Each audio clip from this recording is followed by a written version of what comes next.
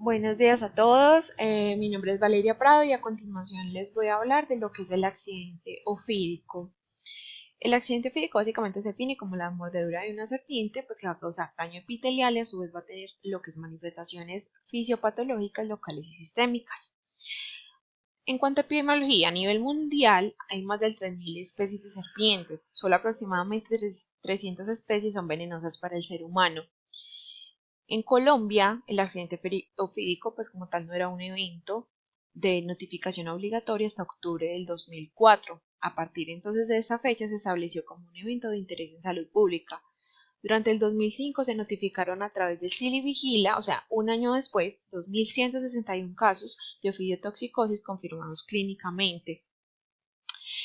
Entonces, básicamente en la distribución geográfica se ve que en Antioquia hay una gran cantidad de mordeduras, pero esto es básicamente porque se tiene como más conciencia de parte pues del médico de notificar, de hacer pues como tal la respectiva notificación que en otros departamentos. Por eso digamos que se tienen como más números en Antioquia que en otros departamentos, que suele ser más frecuente.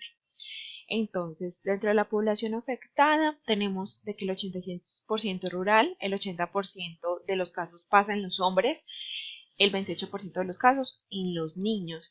Y los lugares siempre más afectados van a ser los miembros inferiores y los miembros superiores.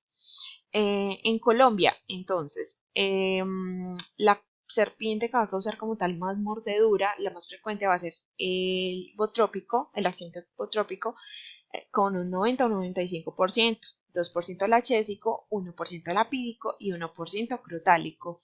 En cuanto a mortalidad, en el 2014 4.303 casos fueron reportados, pero 35 muertes pues fueron las reportadas en esta misma estadística ese año.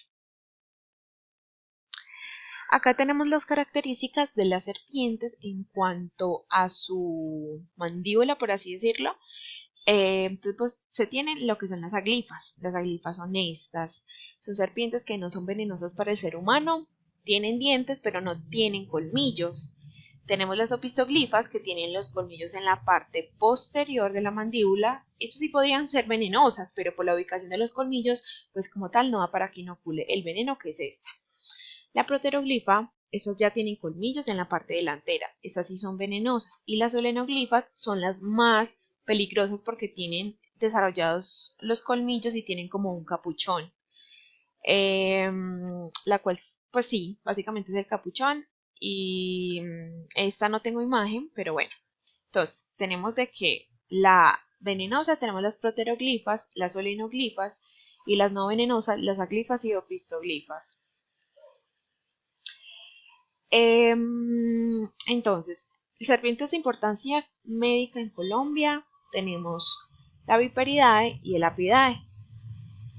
Tenemos acá las imágenes características de las serpientes que son venenosas y no venenosas. En las venenosas tenemos lo que es la pupila elíptica, la fosa termorreceptora, la cola corta y gruesa y el cuello supremamente definido. La no venenosa es todo lo contrario, su pupila es circular, no tiene fosa, la cola es totalmente delgada como la vemos acá, y la cabeza es ovoide y el cuello es poco definido.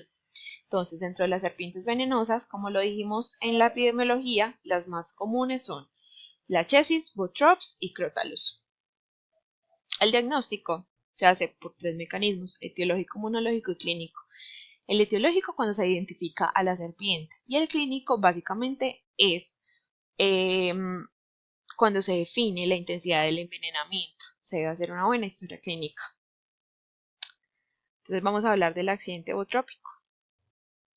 Básicamente la clínica del envenenamiento botrópico y lachésico es muy similar.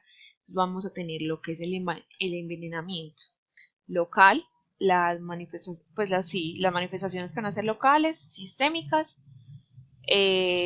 Vamos a tener sin envenenamiento, leve, moderado y grave. Entonces, cuando es local, sin envenenamiento, simplemente va a haber dolor leve, no va a haber hemorragias y no va a haber edema. En el sistémico van a haber signos vitales normales y una coagulación normal. En el leve vamos a tener edema de uno o dos segmentos, equimosis, hemorragia escasa y no hay ni ampollas ni necrosis. En el sistémico no hay hemorragia sistémica, la coagulación está normal o levemente alterada. En el envenenamiento moderado, edema de dos o más segmentos, hemorragia local activa, en ampollas pues escasas y no hay necrosis. En la parte sistémica podemos tener lo que es gingivorragia hematuria, no alteración hemodinámica y la sangre está incoagulable. En el grave tenemos ya básicamente una persona que está tóxica, o sea, se extiende al tronco, la hemorragia va a ser local activa, van a haber abundantes ampollas, necrosis superficial y profunda, síndrome compartimental. Algunos autores van a considerar grave la mordedura en cabeza, cuello, tórax y genitales. De la misma manera, toda mordedura pues por una Botros áspero o Atrox adulta mayor de 1 metro con consulta precoz, o sea, dentro de las primeras 2 horas debe tratarse como grave, pero si llega después de las 6 horas y las lesiones no pasan de leves, se tratan como tal. En la parte sistémica vamos a tener, como dijimos, un paciente que está tóxico, que está hipotenso, que tiene choque, que tiene coagulación intravascular diseminada, hemorragia del sistema nervioso central o insuficiencia renal aguda. Complicaciones por la mordedura de estas serpientes: infección de tejidos blandos, artritis séptica, osteomielitis, insuficiencia renal, síndrome compartimental, hemorragia cerebral, trombosis en el sistema nervioso central, derrame pleural, aborto o muerte fetal, y las mayores causas de muerte son por la hemorragia que es intracerebral y la insuficiencia renal aguda. Entonces, para el diagnóstico vamos a tener la prueba del todo o nada. Básicamente se toma en un tubo de tapita roja, se van a introducir 5 mililitros de sangre del paciente, se van a dejar 20 minutos reposar pues, en posición vertical. Luego de ese tiempo se debe verificar si hubo formación de coágulo mediante movimientos oscilantes hacia la posición horizontal. La formación de un coágulo firme se interpreta como coagulable y cuando no se forma, no coagulable. Entonces el tratamiento, por eso es importante la clínica del paciente porque en esto deriva lo que es el tratamiento. Entonces, pues como tal, sin envenenamiento se deja al paciente en observación y se repiten pruebas de coagulación. Envenenamiento leve, se neutralizan mínimo 100 miligramos de veneno, o sea, de 2 a 4 frascos, que pueden ser 2 frascos del antiveneno del INS o 4 frascos de Proviol o de Bioclon. En el moderado vamos a neutralizar 200 miligramos, o sea que podemos utilizar de 4 a 8 frascos, dependiendo de cuál sea. Y el envenenamiento grave, neutralizamos 300 miligramos de veneno, o sea, de 6 a 12, como lo dijimos, dependiendo de si es del INS o de Proviol o de Bioclon. Medidas, súper importante la prehospitalarias, o sea,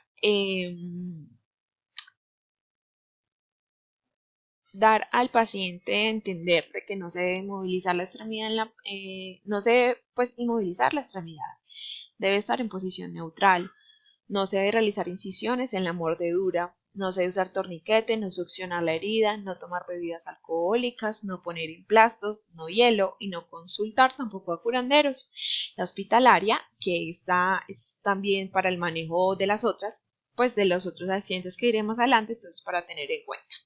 Se canaliza en 2 venas, ¿cierto? Unas para líquidos y otras para el veneno. Se inicia la infusión sin previa prueba de sensibilidad.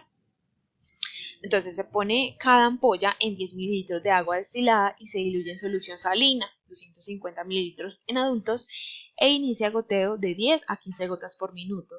Si en 10 minutos no hay reacciones, se finaliza la infusión en 60 minutos. Si durante la infusión hay una reacción alérgica, lo que se debe hacer es que se cierra el goteo y se trata así. Si se compromete solo la piel, se administra antihistamínico intravenoso.